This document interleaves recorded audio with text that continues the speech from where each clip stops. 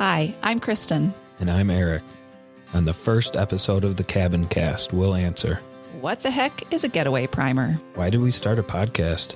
We'll find out what happens when you move your entire family to your cabin full time.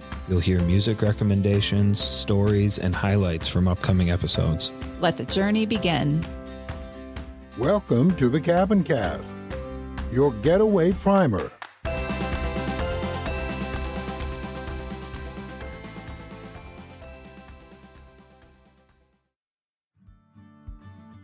The Cabincast is brought to you by Roughing It in Style. Roughing It in Style's family business was created to supply folks like you with unique furnishings that fit homes where memories are made.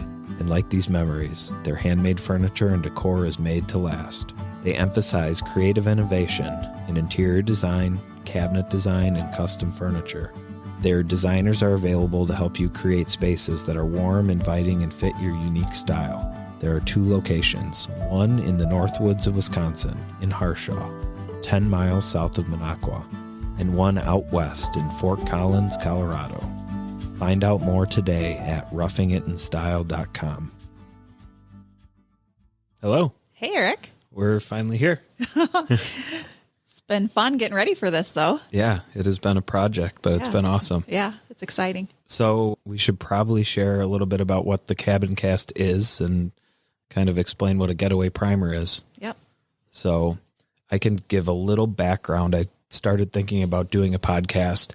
We have a ton of folks that we know that drive up to the Northwoods or really in any getaways, and their lake homes or cabins or little getaway spots are usually pretty far away, and you get done with work, climb into your car, and you have this 3, 4, 5 hour drive ahead of you. And we wanted to create something to get people in that state of mind that much faster.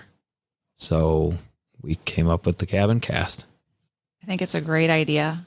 I think one of the things I love most myself listening to podcasts is that you really feel like you know the people and you're able to slow down and listen rather than be on a device. You can listen to it while you're driving. You can listen to it, when you're raking leaves or anything that you're doing, and you can feel like you're part of the conversation. And I'm hoping our listeners really feel like they get to know us that way, that it becomes personal.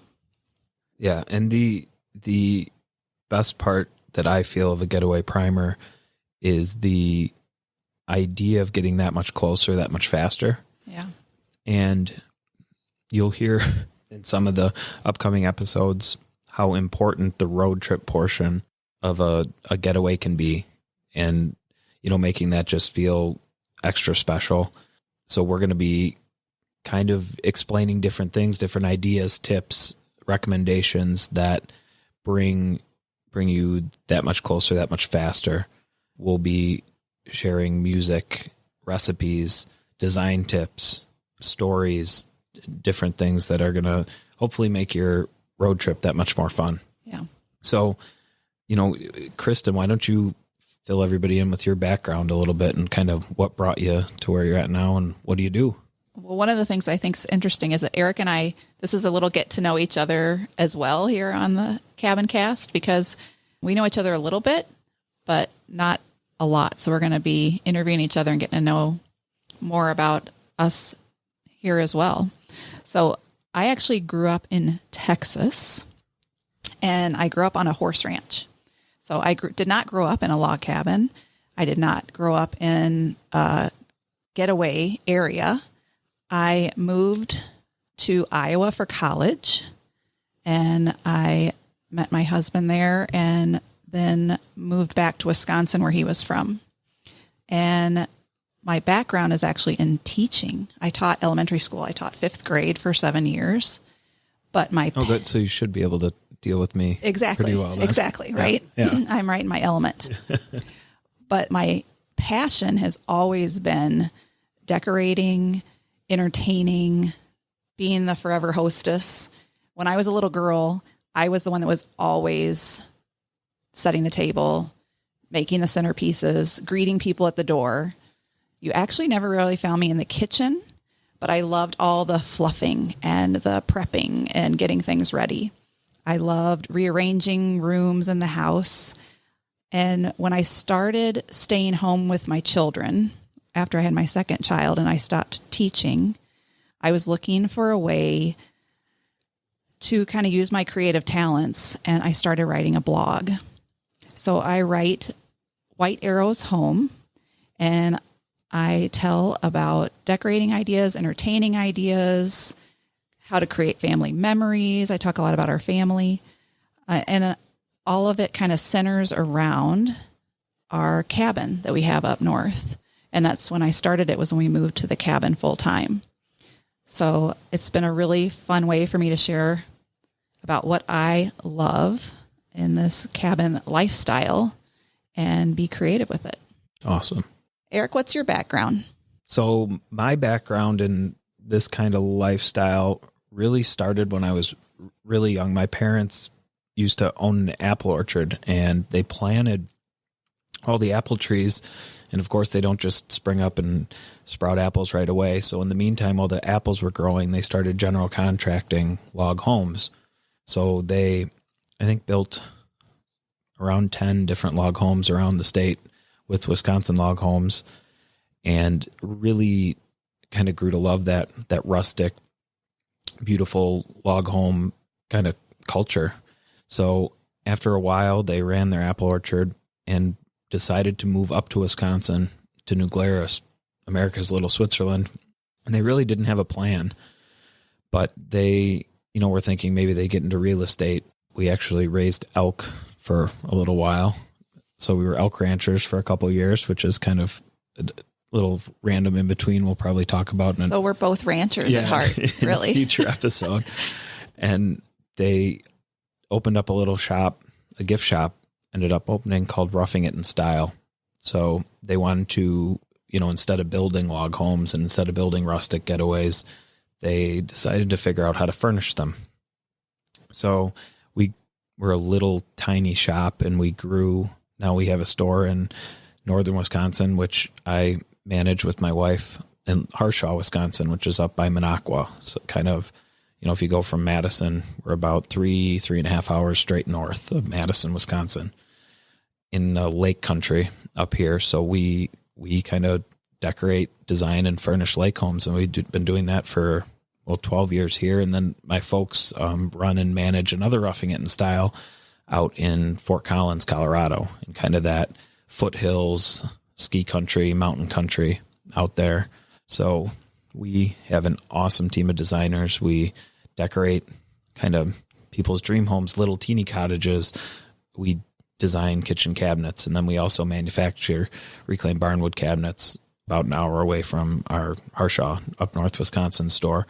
So I have my wife and 3 little kids. We have a 1.5-year-old, a 3-year-old, and a 5-year-old. And her folks and all her siblings live in Eagle River, about 45 minutes away from the store. And that's our home is in Eagle River as well. So they own a marina. So we get the lake home furniture and a little bit of boating in the mix. So that's my background. And that's actually kind of where Erik and my story is intersect, because when we moved to our cabin, our favorite store automatically became Roughing It in Style to furnish our cabin with. And so we met as I would come in and shop, and then started sharing some of our dreams as he saw my blog and the podcast. I was really excited to hear that he wanted to start one, and said that would be fun for me too. So yeah, we thought it's 2 really good perspectives on Northwood's life. Yep. And also he has the little ones, and I have the older kids, because I have 5 kids that range from college down to 5th grade. So I've got high schoolers and teenagers, and then I'll be able to help him along as he and Sam get up the way here. I need all the advice I can get. Right. Yeah. So that's one of the other things we want to share here is, a lot of people ask us, what is it like actually living up in the Northwoods of Wisconsin, where most people visit? You come for a week or 2 weeks or even 3 weeks or a full summer, but what's it like living year round in a place that most people come to visit? So we'll definitely share lots of stories and coming up and things like that. So, Kristin, tell me a little bit about your cabin story. Now, this is, most people don't, they have a getaway Kristin decided to move the whole entire family to her getaway, right, and make it full time. Talk about that. Well, I think I'm curious how many listeners have the same little spark of loving cabins that I have, though, from when I was a little girl in the 70s from Little House on the Prairie. You know, Laura growing up in her little cabin, that is where my love of cabins started. I wanted to be Laura, and I wanted to live in the little cabin, and I got to grow up and have that happen. So I think that was the very start of everything. But when, 6-7 years ago, my husband and I and our kids have amazing places to visit our family. He has a sister in Florida. He has parents in Green Lake that live on a farm. My parents live in the mountains on a ski slope in Montana. And so all of our family vacations are always to family places, and we love that. We love all that time. But we started thinking we needed a place to get away that was just us. And we had some family friends that were in that next stage above us, and they were always talking about going up to the North Woods. And we were like, why are you going up there again? And they said, it's the best thing you can do for your family is to get away to a lake house, to a cabin, because you get to be just you guys. You get to sit around the campfire. You get to sit around and play games. You get to do things that help you reconnect and not have the games you have to drive to and all the obligations. And that just started really sinking into us. And my husband grew up in Wisconsin, but he'd never been up to the North Woods. I obviously hadn't either. And so I started looking online, and I found a cabin online that I knew was going to be the right place. And after a 2-hour windy drive where our daughter threw up, and we had to pull over in the pouring rain and clean her up, and we got to the cabin, and nothing was like it looked on the pictures. It was better. Oh my. I don't want to give away too many details about location and all those things, but it was not the dream I had in my head. And so we decided, well, let's just drive back and enjoy the rest of the trip. And we drove through this little town of Minocqua. And I thought, when we hit the downtown, this is what is in my dreams, this little quaint town. And so we started looking at real estate online in Minocqua and found a few places to look at. So my husband and I came up later to look at a cabin. And the first memory I have is opening the doors and smelling the pine and the fresh air. Everything was so fresh and so beautiful. And the same thing happened when we walked in the cabin that we bought. We walked in and they had a pine-scented candle burning. And instantly I was in love with that house. And then we saw the big windows and the views of the lake. And we knew that was where we wanted to be. So we bought the house and started coming up every other weekend. On Sundays, we would get sad. We did not want to leave. So then we started playing around with the idea, what if we flip-flop life and we moved up to the lake full-time and see if it could work? We could always move back home if it didn't work. But you only live once. That was what we kept telling ourselves. You only live once. We didn't want to regret it and move up later and not let all our kids experience living this way. So our oldest was going into high school. Our youngest was going into kindergarten. There were a lot of transition phases anyways. And magically, all our kids agreed to the idea. Oh. And they thank us all the time. They actually verbally thank us all the time for living this way, because it's just been really fun. I mean, the kids, and yours are probably the same way. Everywhere they go, they take a life jacket with them to visit their friends. Yeah. You know, they just spend so much time outdoors, so much time exploring. It's just a really fun way to have them grow up. So our vacation cabin became our full-time cabin 5 years ago, and it's been wonderful. So I think the other thing we love most is the people too. Everyone is relaxed and friendly, and it's just been welcoming and wonderful. Yeah, fantastic. Yeah. How about you, Erik? So my cabin story, especially about the Northwoods, started when I was really young. My grandparents lived up in the UP. They lived in Crystal Falls, Michigan, and they had a little cabin a few miles away from the Michigami Reservoir, which is this big kind of collection of lakes and streams kind of all smashed together. And we used to go up to this little resort at the time. I think it was called Stewart's Way Dam Resort. I think it's still called the Way Dam Resort. And it was just this collection of old cottages kind of scattered about this kind of really cool property. So we would go load up my folks' Suburban. We'd head north. At the time. I think it was 6-7 hour drive. My folks would drive all through the night with us kind of laying in sleeping bags in the back of the Suburban.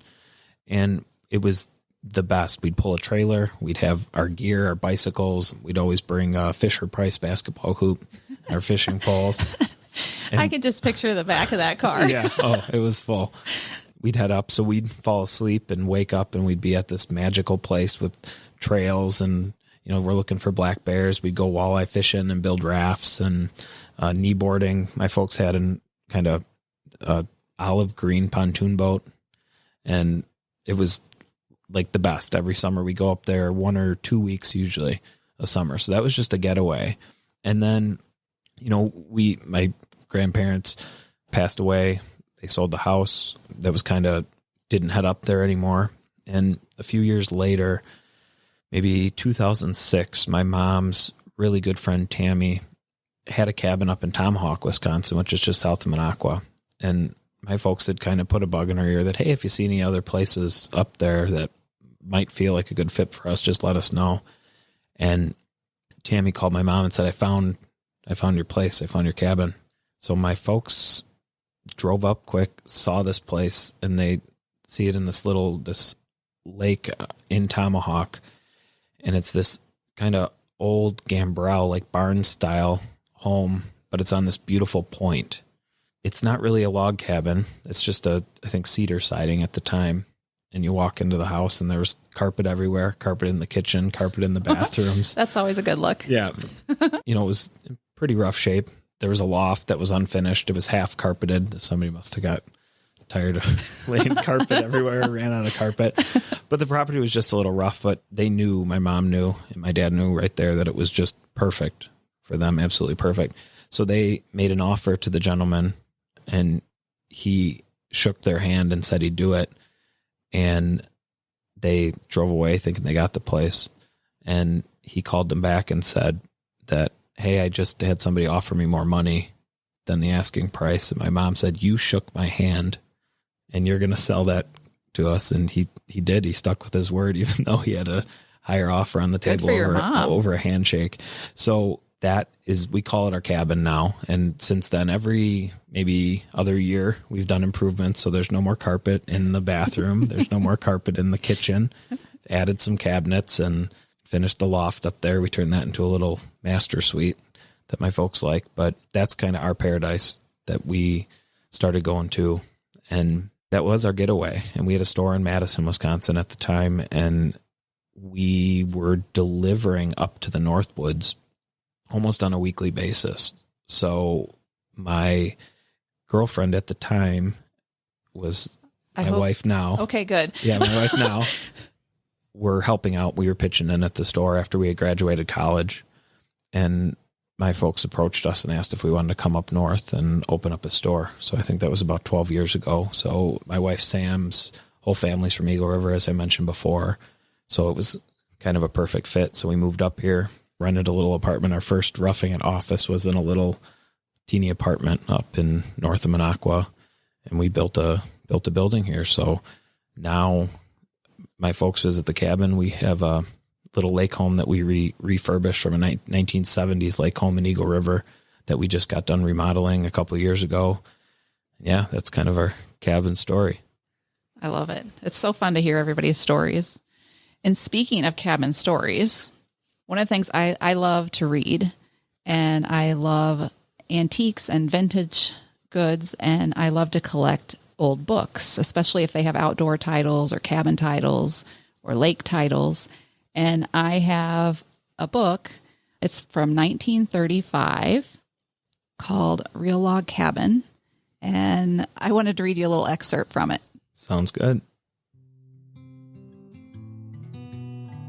A reading from Real Log Cabin by Chilson D. Aldrich.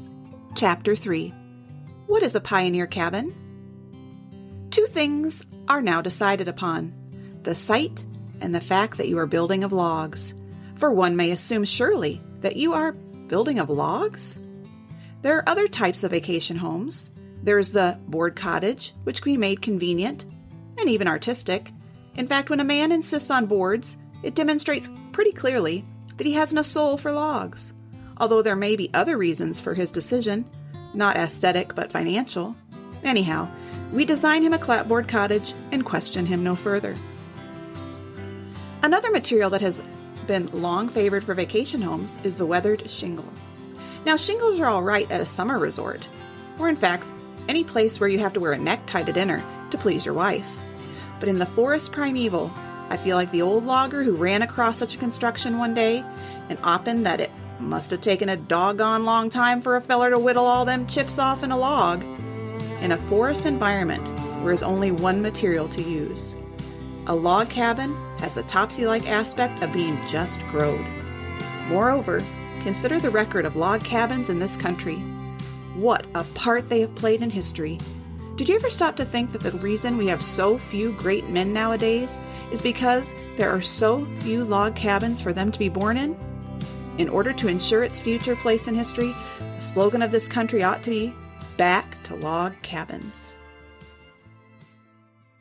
Oh, that's fantastic. Isn't that great? That's a great slogan. Back to log cabins. I know. I like that. Yeah, I think we could run with that. I think so too. Yeah. I think it's fun to see when you read from old magazines, old books. I know you collect old magazines.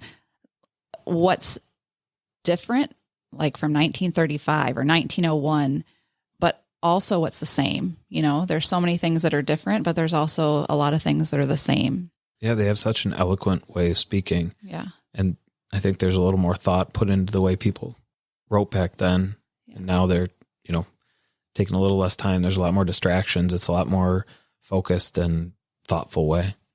And I think the cabin lifestyle, what people love about being in their cabins, that part hasn't changed.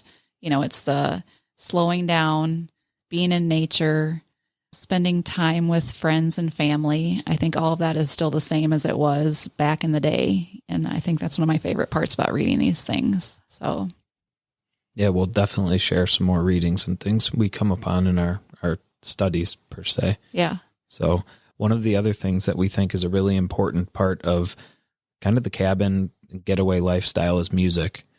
And, I love all kinds of different types of music, anything from Texas red dirt to country to rock to oldies to punk rock and R&B. But we kind of wanted to focus and share some of the music that we thought you guys might like at the cabin. So we actually created some Spotify stations to share all the different picks that we found. We created 4 different stations. One is for music to listen to around the campfire, more singer-songwriter, kind of easygoing, stuff you can sit around with your family and roast marshmallows and relax. Cabin list is another one that we created. Tunes to listen to when you're at the cabin, cooking up, entertaining, to share with your friends and family, something great for the background. Also pontoons, things to listen to out on the pontoon boat or your boat of choice, whether you're out cruising or fishing or, pulling somebody with the skis or wakeboarding. And then road trip music. So something you can switch on after you're done listening to the podcast here. You can switch on. So we'll constantly update and share different music and tunes from that. And one of the first tunes we wanted to play a little clip of is called Homeland by Marie Miller. Billboard describes Miller's sound as a mesh of singer-songwriter with poppy country vibes, almost like a combination of Shania Twain and Sarah Bareilles. I just thought she was really fantastic, something that you guys would all enjoy, and Kristin, you would enjoy. So we'll play a little clip there. I can't wait to hear it. That was so fun. It's exactly how I picture, the perfect song to jump in the car and head out on an adventure. I love the beat of it. I love, it's just an exciting song to listen to. I could see it becoming a favorite for sure. Yeah, and we'll add that to our road trip list so you guys can check that out. So one of the things that we're really excited to share, we've been interviewing some really fantastic people that kind of have different backgrounds that lend itself to the getaway culture. We've talked to business owners that started their entire business just based around lake life. We've talked to people that have written books about the lake. We've talked to supper club owners and distillers and all kinds of folks. And we have a ton of people lined up that are going to be super interesting. Yep, it's been very fun to talk to a lot of these people, and I'm excited about our whole lineup to come. Yeah, and we were going to share a couple clips of upcoming episodes. And the first one I wanted to share, they'll give you a feel for the discussions we're going to be having, is from John Techmiller. John is one of the owners of Norwood Pines, one of the iconic supper clubs up here in northern Wisconsin. And this is him talking about the end of his perfect day on the lake. And the other thing for the lake day is, for those of you that live in the city, don't have any idea how dark it gets up here. It gets really dark, and the stars are amazing. So to go out on the pontoon boat or the ski boat late at night and just go to the middle of the lake and just look up, and like if you're lucky enough for meteor showers, it's amazing. Yeah, that's so great. Yeah, he paints a picture perfectly. Does. Oh, it makes me want to go out and look at the stars right now. Yeah, I had a favorite part too that stuck out to me when we were interviewing over the phone, Catherine of Lake Effect Company, and she was sharing about, family time and reconnecting and the road trip up to their cabin. But when we went up north, it was a completely different game. First of all, the drive alone, the 4-hour drive. Most people, I remember my friends hated road trips and driving, and I loved it because that was just a kickstart, a gateway to what was about to happen, and we just had so much fun talking and catching up. Yeah, that's a great clip. Yeah, I think it's exactly, both of those are just so much what we're hoping that people will get excited about as they jump in their cars and start their journeys. Yeah.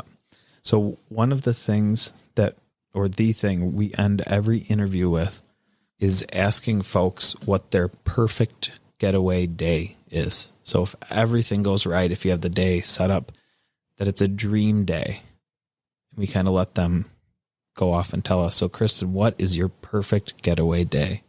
My perfect getaway day always starts with not having to set the alarm. I love waking up on my own time, and in our cabin, in our room, we have French doors that look out toward the lake, and to just lay there and linger and watch the sunrise is just beautiful. I just love cuddling up and staying in bed a little bit longer. And then the first thing I always do every morning is go into the kitchen, and we have a little vintage red radio in our kitchen. And the first thing I do every day is turn it on. The last thing I do every day is turn it off, because we always have music going in the house. And so I turn on the radio and I make some coffee. And then I love making breakfast. So a typical day, a favorite day, it would be bacon and eggs and pancakes, with everybody throwing the toppings on of their choice as they cook on the griddle. So I love making breakfast, and that everyone stays in their jammies as long as they want to. I love slow mornings. That's my favorite. And then I love to grab my book or a stack of magazines and head down on the dock and watch the kids swim and play around in the water, and then pack up the cooler and pack up the boat and head out for a big chunk of the day together as a family out on our surf boat. That's the main thing our kids love to do, and my husband loves to do, is surf. And I am constantly trying to surf, but I haven't quite mastered it yet. But a lot of moms can probably understand this. When my kids are having fun, I'm having fun. So if I'm watching them surf, then I'm having just as much fun as they are. So I love being out on the boat and watching them be happy and listening to music. Then after we've been out on the water for a while, I love to come back, change my clothes, and head out for a run. We often go as a whole family out on a run or some kind of workout. So I love to go for a run and then come back, shower up, and make a cocktail. And Brian and I love to go around. We live in a bay, and we love to take our 1993 Stars and Stripes Mastercraft. It's a vintage ski boat out on a little cocktail cruise around the bay and just kind of reflect on the day and wave at the neighbors, stop by a few piers and say hi, and then come back and grill out while we watch the kids play in the backyard. Usually they're throwing bags or playing football or some kind of game in the backyard. And then we always end the day with a campfire. And we have lights strung up over the back patio. So it's just magical at night to see the stars under the campfire and the lights twinkling above the patio. It's a great, great day. That sounds like a perfect day. Yeah. How about you? So my perfect day usually starts with someone little poking me in the ribs because they wake up earlier than me. And I don't mind getting woken up because starting a day early and starting the day with the kids is at the cabin is kind of what it's all about. I mean, they're ready to rock and roll. Usually we let mom sleep a little bit and get organized for a camp breakfast. So I love cooking with cast iron. So we'll get some bacon going in the cast iron pan, let that kind of get bubbling and popping and crackling, and render that down, and then set the bacon aside, keep it warm in the oven, and then drain a little bit out of the grease out, but use the rest of it to start frying up hash browns for everybody. And that's usually the smell of hash browns frying up in bacon.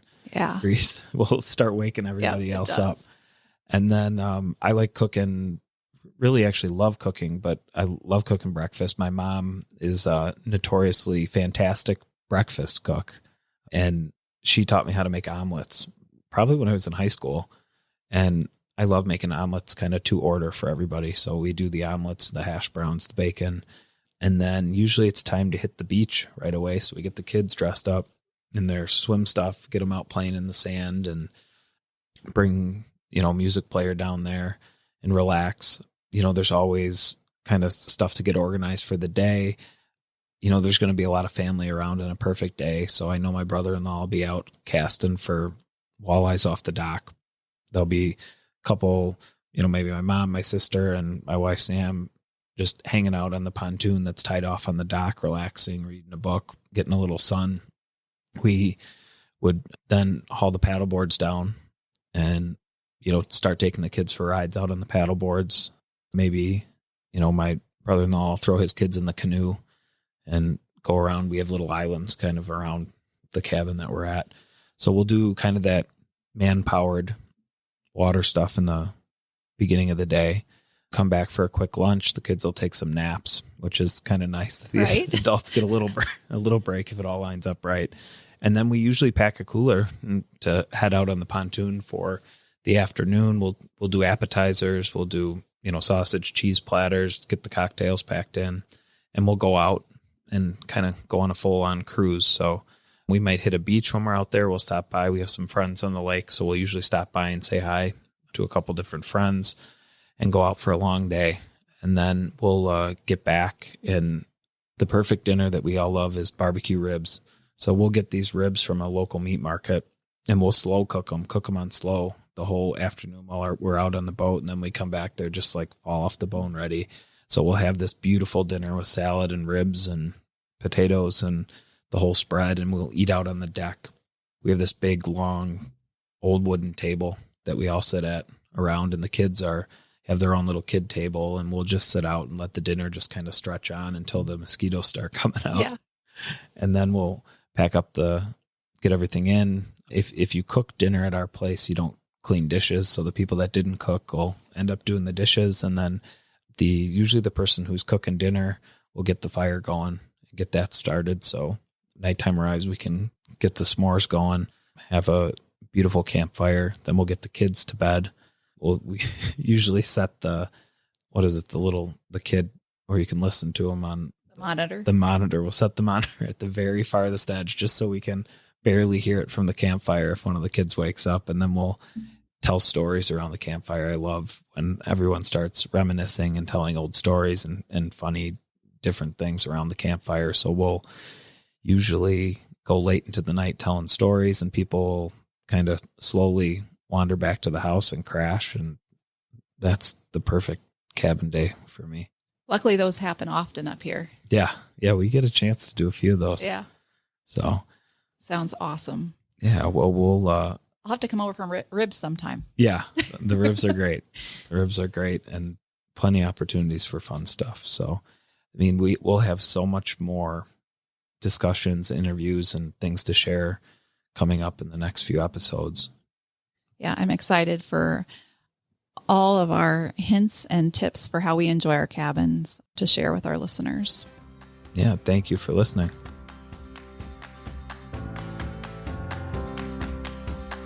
Thanks so much for listening to this episode of the Cabincast. You can find details and more information in the show notes on our website at www.thecabincast.com. Be sure to subscribe wherever you listen so you won't miss a single episode. Follow us on your favorite social media channels. You can find us on Instagram, Facebook, and Twitter at The Cabincast. We'd also love to hear from you. We want to hear your getaway and cabin stories. For a chance to have your story featured on an upcoming episode, email us at getaway@thecabincast.com. Until next week, enjoy the journey.